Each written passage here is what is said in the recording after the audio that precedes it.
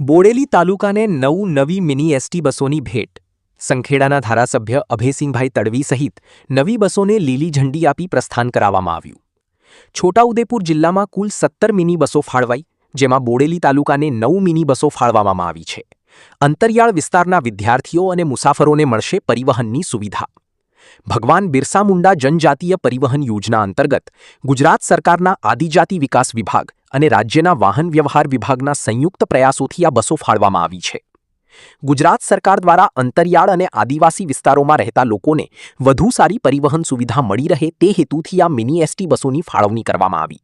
ખાસ કરીને ગ્રામ્ય અને અંતરિયાળ વિસ્તારોમાંથી શાળા કોલેજમાં અભ્યાસ કરવા આવતા વિદ્યાર્થીઓ તેમજ રોજિંદા કામકાજ માટે મુસાફરી કરતા લોકોને આ બસોનો સીધો લાભ મળશે।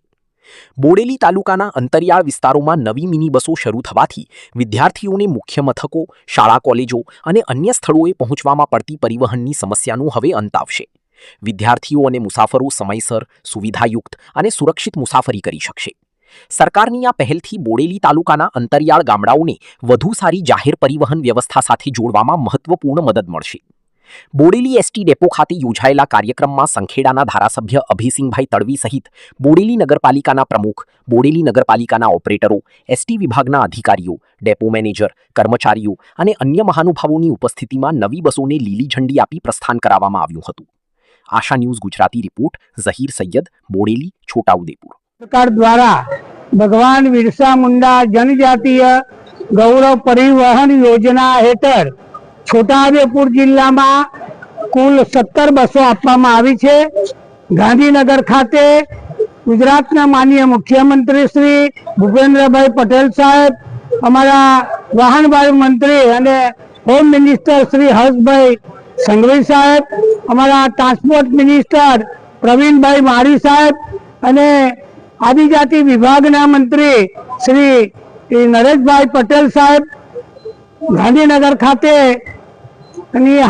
બધાની હાજરીમાં આ બસો ગુજરાતમાં 15 જિલ્લામાં આદિવાસી વિસ્તારમાં 139 બસો આપવામાં આવી છે અને બધા જ આગેવાનોની રજૂઆત હતી। સ્કૂલના બાળકો, કોલેજના બાળકો એ તાલુકા કક્ષાએ સ્કૂલમાં, કોલેજમાં જઈ શકે એને માટે આ ગુજરાત સરકારે વનબંધુ કલ્યાણ યોજના હેઠળ આ યોજનાઓ શરૂ કરી છે અને આ બસો અહીંયા આપવામાં આવી છે।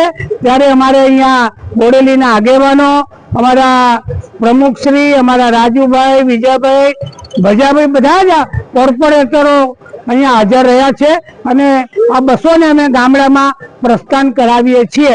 ભારત સમાચારોના સતત અપડેટ મેળવવા માટે આશા ન્યૂઝ ગુજરાતીને YouTube પર સબસ્ક્રાઇબ કરો, બેલ આઇકન દબાવો અને અમારી સાથે જોડેલા રહો ફેસબુક, ઇન્સ્ટાગ્રામ અને ટ્વિટર પર।